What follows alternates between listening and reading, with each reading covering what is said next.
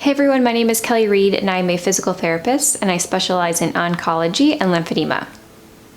In this video, I'm going to go through manual lymph drainage for left lower extremity lymphedema.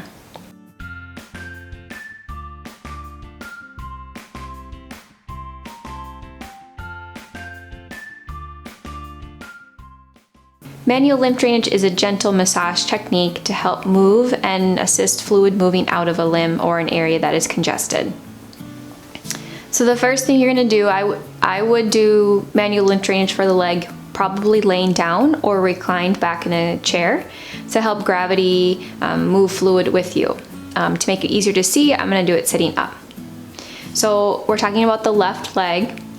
And what we're going to do first is you're going to start with your belly breaths. So you're going to put your hand on your belly. You're going to gently, moderately push down into your belly and take a deep breath. Feeling your abdomen move out into your hand and then release. Gently pushing your hand down further. We'll do that 3 more times. And then release. And then your third. Relax. And then one more.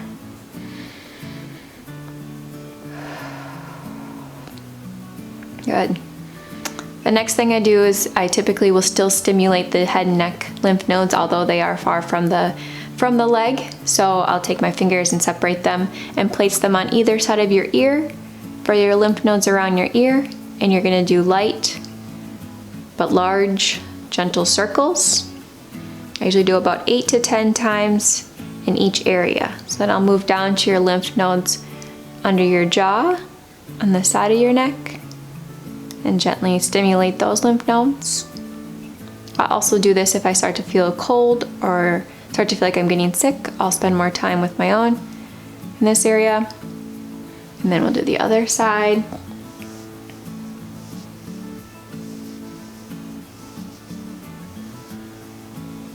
And then moving down to the jaw. And you can do both at the same time if you want to cross your hands over. That's fine. Be nice and gentle in this area, as this is a delicate area. And then I'll cross my hands over to the lymph nodes around my clavicle or the base of the neck and gently do large circles.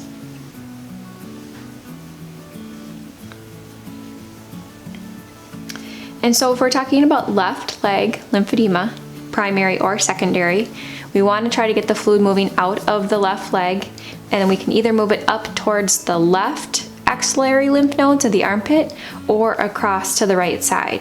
Now, if you have lymphedema in both legs, you don't want to try to move more fluid across to the other leg, or if you don't have lymphedema in this leg but you are at risk, you had lymph nodes taken out on both sides, or primary you have both sides affected, then we don't want to move the fluid there at all either, just due to high risk. So we will spend more time just going up.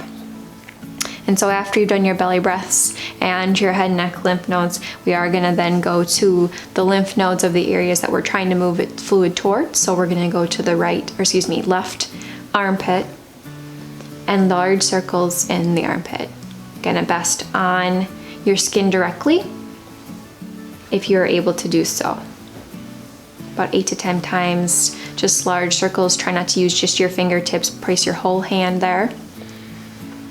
And then we're gonna go down, if you're able to the opposite groin, so the right groin area, about where the crease is where you sit. It's probably best if you're laying back. Easiest if you're laying back for this. And then what we want to do is we want to clear those pathways. So you have what we call anastomosis, which is about where your belly button is on the side, and then also in the midline, where the fluid will move to the other quadrant, and some fluid can move out of there. So we do want to try to stimulate those areas. You can do circles directly on those anastomosis site first. What we're going to do is we're just going to try to get the fluid moving up, out of the left groin.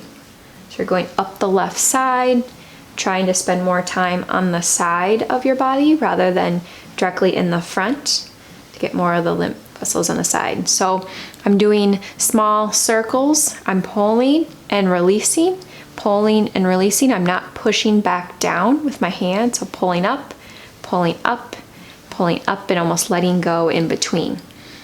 You can just do small strokes upwards, you can do circles, it doesn't matter too much as long as you're just thinking about pulling the skin or stretching the skin upwards and then releasing that skin stretch.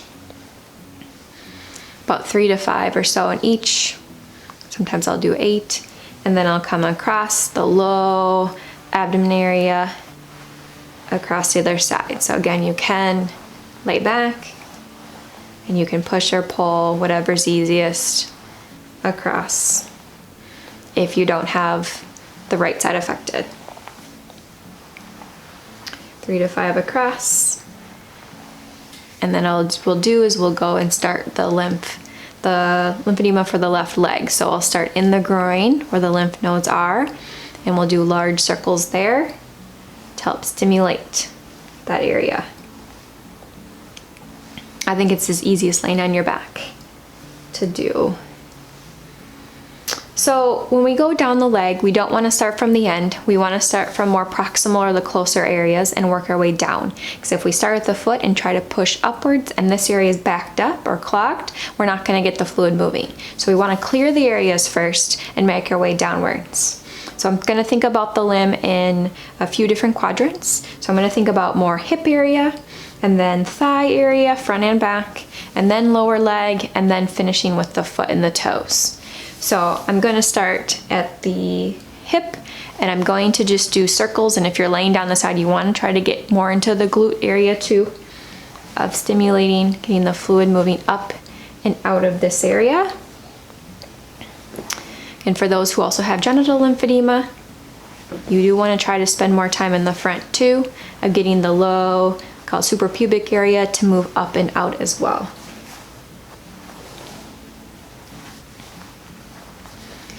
So after 3 to 5 in that area, I'm going to go down to the thigh, and I'm going to use my whole hand and just do large strokes up. You can do one at a time. I just tend to think it's easier just to go ahead and use as much surface area as you can with both hands. Small circles or stretch upwards all the way up. I'm going the outside and the front, and then I'm going to go the inside. Maybe cross your leg up if you need to. Try to help with gravity if you are in your back. All the way up to the groin, and then spending time in the back of the thigh too. Now, I have a lot of individuals who tend to hold their fibrosis or their thickening of their tissue in the back of their leg or the back of their calves as well. When I get an area that I do feel is more fibrotic or a little bit thicker, I will stop and spend a little more time. So I'll spend a little more time almost picking up the tissue and rolling it, or I think about almost just gently kneading dough. So you can work deeper into those regions. What we're trying to do is soften that tissue so the fluid can move a little easier, but also help with your function as well, and help any skin break down or build up. So I spend about 2 to 5 minutes on a fibrotic area. If someone's coming to me for a treatment and they have very fibrotic tissue, I'll just spend more time with the fibrosis. So you find an area, you're just working deeper, and then what you'll do when you're done with those few minutes is you'll then continue with your manual lymph drainage over the area that you just worked on to soften.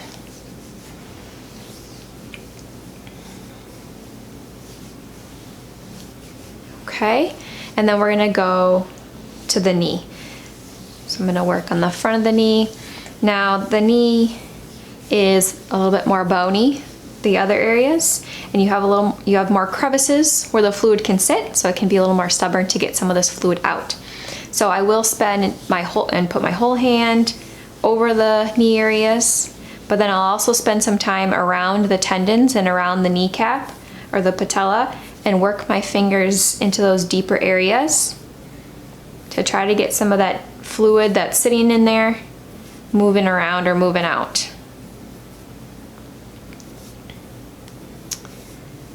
And then also in the back of the knee or behind the knee, doing circles upwards where you have more lymph nodes here.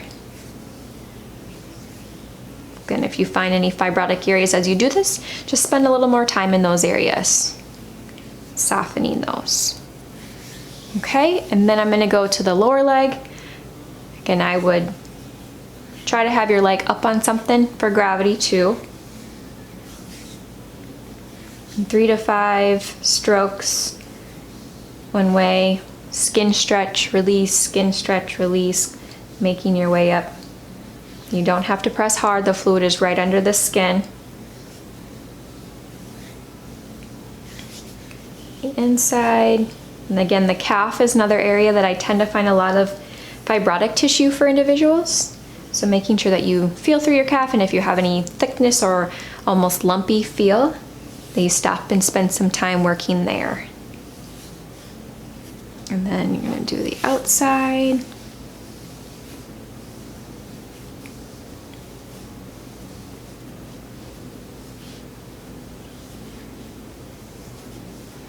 And if you have more fluid sitting in an area, especially those who tend to have more fluid in their ankles because of gravity, you just spend some more time on those areas.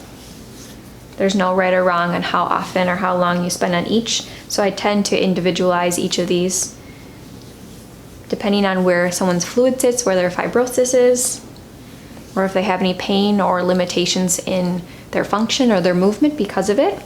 Because as fluid sits around a joint, the joint tends to be a little more stiff, and that can affect the walking. So when I get to the ankle area, I'll spend more time around the malleoli, which are those bones on the side of your ankles. As many of you know, fluid likes to sit around there. So I'll spend time working around with more of my fingers, because if you're wearing a compression garment all day, the compression garment's flat and it doesn't dig in to these corners. So you want to spend a little more time working those with your hands and around your Achilles tendon in the back, and then also in your tendons in the front of the ankle.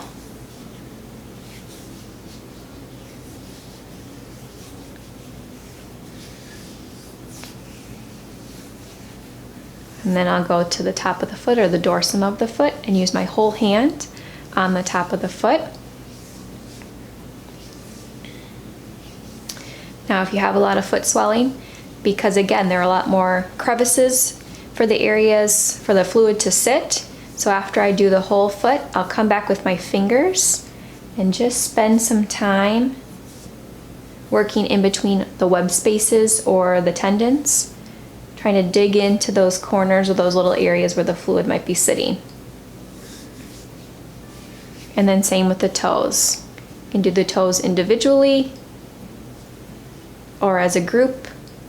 If you have a little more swelling, I'd recommend doing each by themselves. If you don't really have swelling in your toes, because some don't, you can kind of do them all together.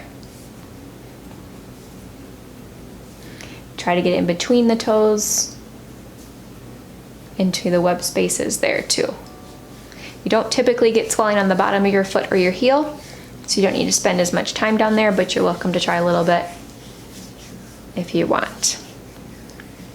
So now that we've made our way all the way down the foot, we've cleared all the pathways, we're gonna make our way back up the opposite direction. And so we finished the foot and the toes, and then I'm gonna go back to the ankle and try to get that fluid that I moved from the toes and the foot up to the next area. Again, going over each side or each area about 3 to 5 times, a little bit more for your stubborn areas. And then going up to the lower leg. And again, just continuing to feel for any fibrotic areas and working a little bit longer and a little bit firmer to soften those. But finishing after you've done that fibrotic work with more manual lymph drainage to get the fluid moving up and have everything assist moving forward.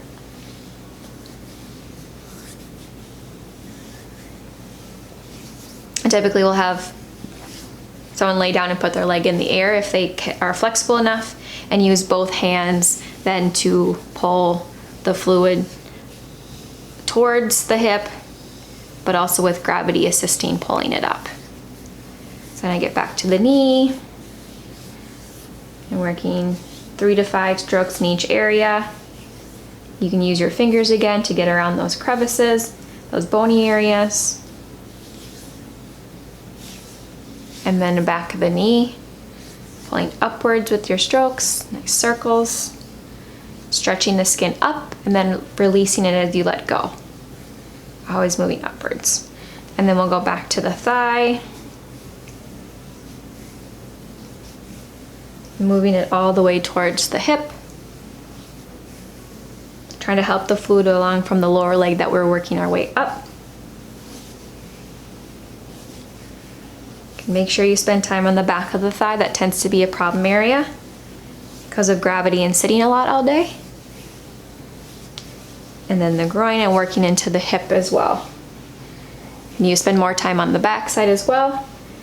And then again, in the suprapubic or lower abdominal area for those who have more genital lymphedema. And then working to the lymph nodes again in the groin area. And now that we've cleared the leg, we don't want the fluid just sitting around here. We want to help guide it to an area that's not affected. So either the left armpit area, the left arm, and then if you're not affected in the other limb, to then move the fluid across. So we're going to go back up the side of the chest wall or the trunk. And again, best directly on the skin for the skin stretch. You can do that as much as you want.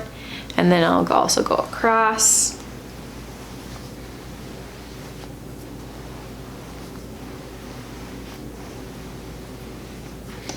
And then I always finish with more belly breaths as your deep lymph vessels or lymph nodes are deep in your abdomen. So your abdomen area, we're gonna put your hand on your belly, take a deep breath in, feel the pressure, and then push in as you release your breath. And 2, and then 3rd, and then last one.